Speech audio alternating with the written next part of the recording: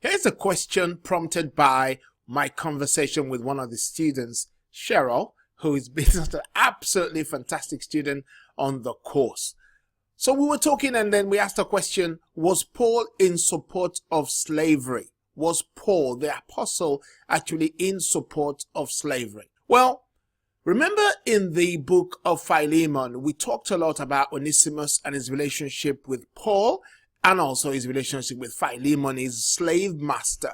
That was a scenario where Paul was involved in reconciling his runaway slave to his master. And Paul seemed to say nothing about Philemon setting Onesimus free, but he was concerned about more important matters. Because the point is that Paul was more concerned about freeing people from sin than from the hands of their slave masters. And actually, he says this in 1 Corinthians 7, verse 21. I want you to have a look at this. It says, Paul says to every slave this, it says, yes, each of you should remain as you were when God called you. Are you a slave?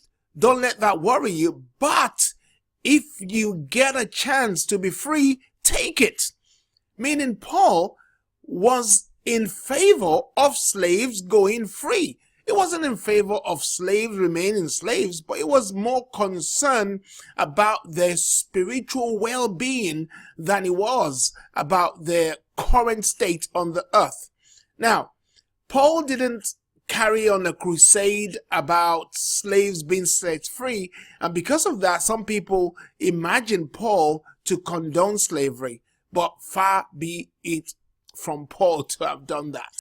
The second reason why I would say to you that Paul did not condone slavery, he says this in 1 Timothy chapter 1 verse 10. He says, the law is for people who are sexually immoral or who practice homosexuality or are slave traders, liars, promise breakers, or who do anything else that contradicts the wholesome teaching.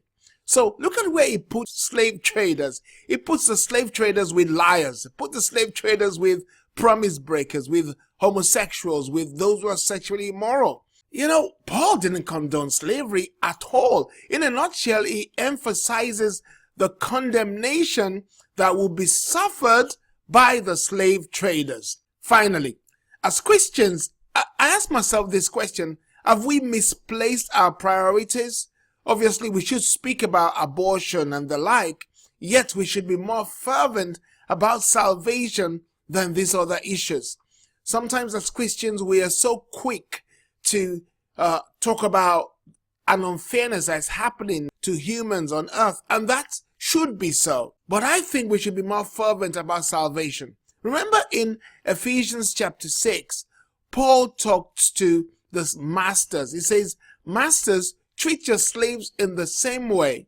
Do not threaten them, because you know that he who is both your master and theirs is in heaven, and there is no favoritism with him.